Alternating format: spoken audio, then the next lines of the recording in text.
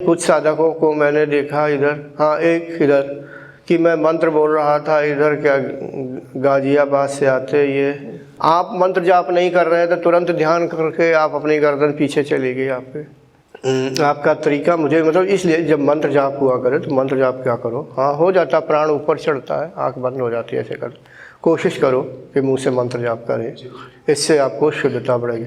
आपकी अवस्था क्या है मुझे मालूम नहीं है इस समय। क्या मैंने शक्तिपात पहले किया है अलग से विशेष रूप से आपको? जी दीदी जी ने किया था पिछले शिविर में। आपकी अवस्था क्या है, अवस्था बता दें आप। कुंडलनी उठती है आपको? हाँ जी, नाभि के पीछे और हृदय के ऊपर। अच्छा नाभि, अच्छा पर ठीक है कोई बात नहीं। फिर प्राण ज़्यादा दबाव मारता था, कोई बात नहीं, मुझे अवस्थाएं अब याद नहीं है ना, ठीक है। मैं आपसे एक प्रश्न पूछने की इच्छा रखना था। जी हुक्म करें। भगवान शिव जी संसार का कल्याण करने के लिए माँ पार्वती जी को रामायण का उपदेश करते हैं या रामायण की कथा सुनाते हैं। एक वो चित्र, उनका चित्र होता है, एक होता है जब भगवान को मैया जी पूजन के हेतु उपस्थित होती हैं तो पूजा का एक चित्र होता है। क्या भगवान का अर्धनारीश्वर स्वरूप भी ध्यान किया जा सकता है? बिल्कुल, अर्धनारीश्वर का स्वरूप का ध्यान किया जा सकता है। करना जिसका अगर इच्छा है अर्धनारीश्वर का जरूर करें या करते हैं साधक। और साधक अगर अच्छा है, पिछले जन्मों में उसकी साधना अच्छी है, तो उसे अर्धनारीश्वर का स्वरूप दिखाई भी दे देता है। यानी भगवान शंकर अर्धनारीश्वर के रूप में दिखते भी हैं। मैंने अपनी पुस्तक में भी कहीं शायद लिखा है अति संक्षेप में कि साधक की जब अगर पिछले जन्म से कई जन्मों से योगी हुआ है तो स्वयं साधक अपने आप को, अगर पुरुष है तो अपने आप को स्त्री रूप में देखता है, स्त्री रूप में देखता है। उसका शरीर चाहे 15 साल का हो, चाहे 90 साल का हो, 100 साल का हो, यानी चाहे जैसा हो, लेकिन जब योग में वो अपने आप को स्त्री रूप में देखेगा तो युवा स्त्री के रूप में देखेगा। क्योंकि अब फिर लंबी बात हो जाएगी।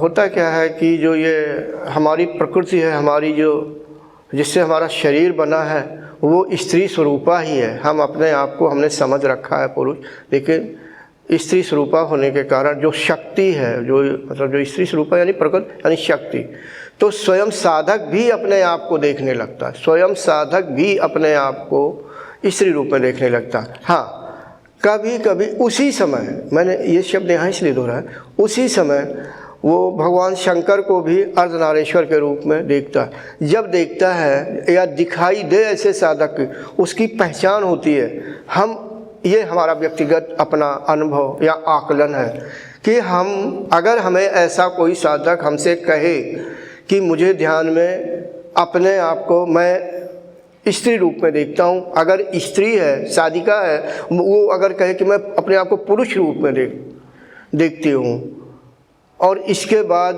वो इस रूप में दिखे कि वो अर्धनारीश्वर को देख रहे हैं, तो मैं आकलन करूँगा उसकी उम्र क्या है, कितने समय से ध्यान कर रहे हैं। तो फिर इसका मतलब है कि वो पिछले जन्मों से अवश्य ध्यान कर रहे होते, उन्हें ही ऐसी अनुभव आते हैं, अर्थात उनका चित्त एक विशेष अवस्था को प्राप्त होता है, तब ऐसे दर्शन होते हैं। लेकिन आपका प्रश्न जो है अर्धनारीश्वर वाला, बिल्कुल कर सकते हैं। पूर्णता उसी से झलकती है।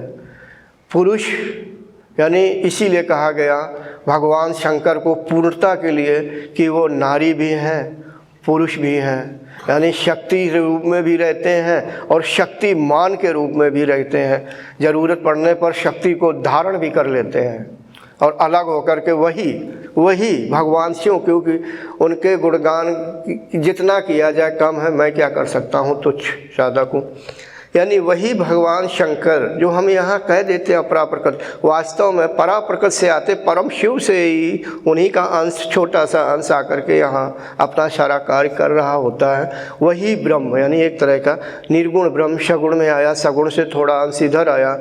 तो ये जो प्रकृति और पुरुष वाला है तो दर्शाता है कि ये पूर्ण है, पूर्णता को दर्शाता है। स्त्री और पुरुष जब दोनों मिल के एक हो जाए तो यानी फिर अगर मैं दूसरे शब्दों में कह दूं कि वही पूर्ण है, उसे परास्त नहीं किया जा सकता है, वो अपने आप में सब समेटे हुए है और उसी से सब कुछ यानी प्राकट्य होता है और उसी में प्रलय हो जाता है। तो मतलब इसे एक से अनेक ढेरों अर्थ निकलते। यानी आपका जो प्रश्न था, हाँ बिल्कुल किया जा सकता है। वो स्वरूप निश्चय ही अत्यंत श्रेष्ठ और सुंदर है। साधक कभी ऐसा ध्यान नहीं देते हैं कि अर्धनारीश्वर के रूप में भजें।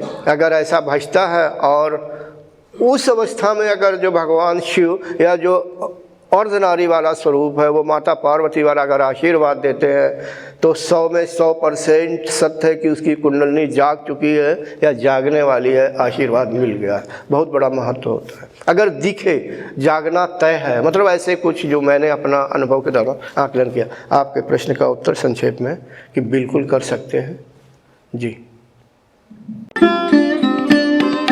Thanks for watching.